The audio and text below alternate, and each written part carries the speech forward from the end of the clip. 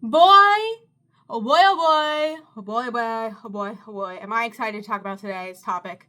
Am I excited to tell you about my deep-seated love for sentient magic items and what I have for you in March's LootLetter, which will be published on the 21st of March. So if you're seeing this before the 21st of March, you should hit that doobly-doo. I don't send you, my LootLetter is what I'm talking about today. I'm going to send you stuff through my LootLetter. You don't have to, hello Uskar, you don't have to give me any information. You don't have to give me any credit cards. I'm not asking for any money from you. I don't really care about that kind of stuff. I just want you to see my shit. I just want to send you cool shit. Cool shit. So if you want cool TTRPG stuff, which now has Pathfinder 2E stats on it, you should hit the doobly-doo, sign up on the email link. I won't send you advertisements. I won't sell your email. I will simply send you PDFs that you can download and store until you are ready to use things like Fandaniel. So, who is Fandaniel? What is Fandaniel? What's going on with these knives and why are they trying to possess people? Well, let me tell you, if there's one thing that I think is the least utilized, but the most exciting with the most potential, in all of TTRPG, in all of fantasy, it is sentient magic items. My love of sentient magic items, absolutely 1000% came from the Lord of the Rings. The Lord of the Rings, the ring, that is a sentient magic item. That is part of Sauron. It's Sauron's sentient magic item, right? It has a piece of Sauron in it. And that really sparked in my mind how I understand that traditionally these magic items are weapons and armor, and they are elusive and powerful and right. But I think, I just simply think that there is a different way that we could approach sentient magic items that has a little more whimsy to it.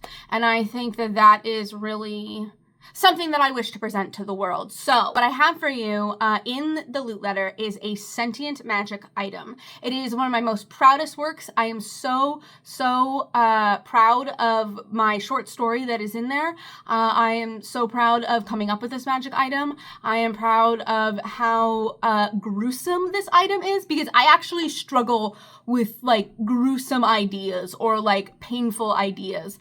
And let me tell you, this is gonna fuck up your players. I don't mean to be that person, but this is gonna fuck up your players. So, okay.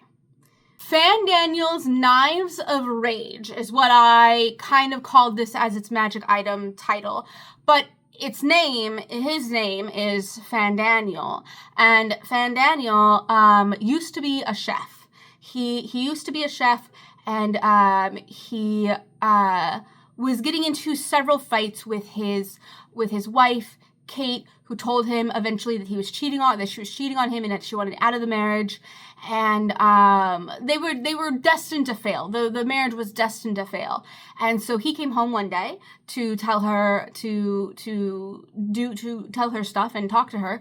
And he came home to the lover, who beat the shit out of him and accidentally killed him.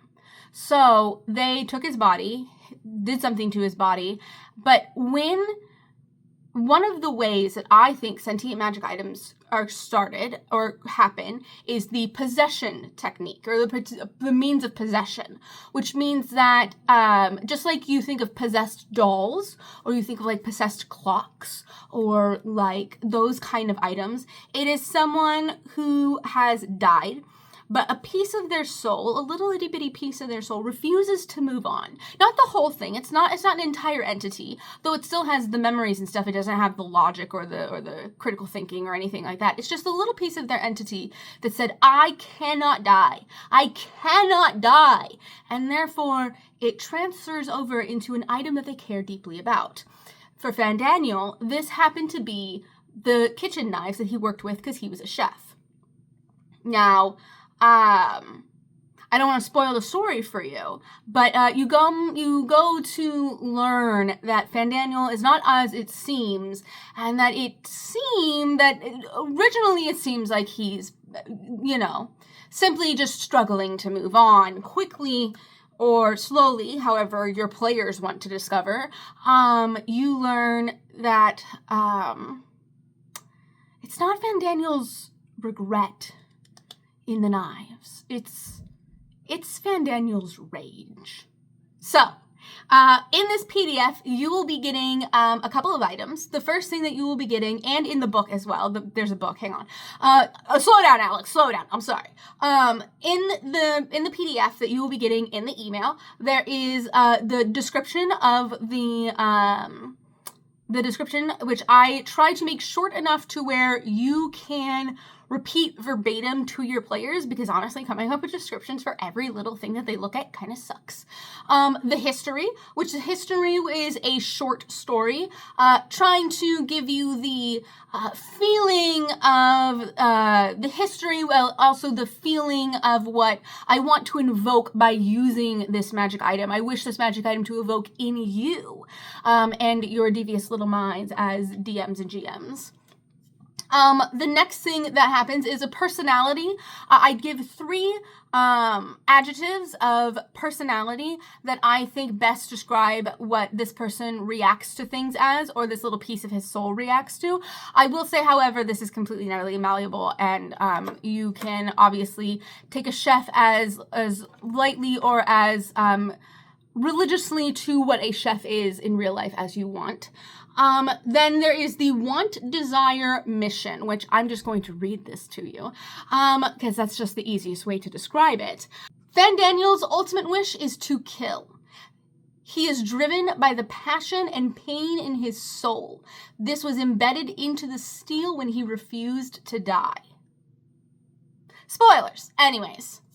There's also a piece where I describe what Fandaniel's voice sounds like in my world. Now, you can obviously manipulate this and change this as much as you desire, but the goal here was for you not to have to think, for you to just read. Just like the 100% of the picture is 100% of the picture, if you know what I mean. Obviously, you can just read this as Fandaniel's description of their voice, or you can imitate the voice or change the voice to be something similar to this but imitatable and all that kind of jazz. And finally, you get benefits and curses, which is where I have slotted in the stat blocks for both Pathfinder 2E. Thank you very much to my moderator and friend Ranger for supplying this, and the D&D 5.5, I modeled it after 5.5E, but you can still use it for 5E, of course. It's basically the same thing. But those stat blocks are in there as well, so that you understand the benefits and the curses in a mechanical sense, and you also understand the benefits and the curses in the theater of the mind sense, and that's kind of where the history comes from. I really, really love this one. This is an excerpt from a book that I am currently writing, although I'm kind of on a hiatus of it to try to develop the LootLetter and develop this YouTube channel, so thank you for watching, and develop all of my stuff to get myself on my 2 feet. This little guy is from a greater project, which is a compendium of 40 sentient magic items that all bring a little more whimsy to the world, while also staying within the parameters of what a sentient magic item is. Along with that, in the book that I am writing currently, there will be sections for what is a sentient magic item, how to define a sentient magic item, how to make a sentient magic item, what are the different ways to roleplay a sentient magic item, and in my dreams, and in I believe I will be able to create this, I want to have a D100 charts and D20 charts, but charts in order for you to roll up a sentient magic item of your own. Although I don't expect you to roll on them, I more expect you to select. Just like hand-holding, just a little bit of help, just a little bit of help so that you can be able, you're able to get started on your own and training wheels. Yeah. Fandaniel is absolutely 100% a love letter to what I believe you really could do if you just took the time to take sentient magic items and put them on their head, take them outside of the box, color outside the lines. This is me coloring outside the lines. Also, I must say, it is also horrible. Like, it is horrific. It is not friendly. It is not kind. It is not nice. I mean, you heard Van Daniel, what he wants to do, right? You heard his mission in life, right? So it's not necessarily the kindest thing. And so this was a lot of passion and work and energy that went into something that I actually think I could submit to a book. Like, I feel like I could submit this item to the Griffin Saddlebag and they would actually accept it. You know what I mean? Like, that's how I feel about this work right now. And the amount of pride that I have in this work is not typical. It's not normal. I'm normally very conflicted about my work. So I'm so excited to see what you guys have to say about it. I'm so excited to see what you guys get out of it. And most importantly, I just hope, I really, really hope that somebody goes, I'm giving my chef that. That's what I want. That's what I want more than anything. I want some poor, unsuspecting gnome chef with the chef's feet to say, oh, look, this does more with the chef's feet. This plays off of the chef's feet. That's really cool. I'm going to take this magic item, and lo and behold, the clock strikes midnight and the wind swarms around you, and anyways, you'll see.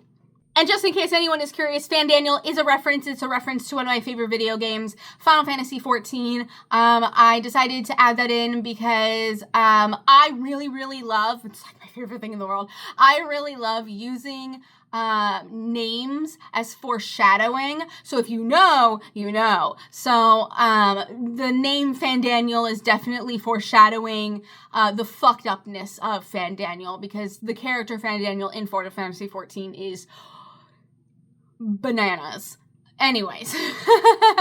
So if any of that sounds exciting to you, or if my book sounds exciting to you, please head to that doobly-doo below and check out my little loot letter. My little loot letter. I promise to never sell your email or send you any advertisements, unless it's my book. Then I'm going to send you updates about my book, but I won't actually send you, like, ads. I'll just send you the link to the Kickstarter. But I feel like that's fair. But you won't get any ads. I won't ever sell your information. You're just gonna get good old little PDFs that you can put into your 4 terabyte hard drive that is full of D&D and TTRPG PDFs for you to maybe one day hopefully use, probably not. All right, that's all for this week. I think next week's video is going to be about imposter syndrome, because I have a very unique take on imposter syndrome, it turns out. I found out on Twitch. Whenever I was Twitch streaming, I have a very unique take on imposter syndrome. So I'm going to make a video about imposter syndrome next week, so be looking forward to that. Please go ahead and give me a subscription if you haven't. If you want to see more of me, I stream on Twitch every Thursday, Friday, Sunday, Monday. I don't stream on Saturday because we're all playing D&D on Saturday, including me. So, I would absolutely love to have you, love to see you. You are always welcome at my table, which is my outro on everything, but you are, I promise. And I will see you in the next video.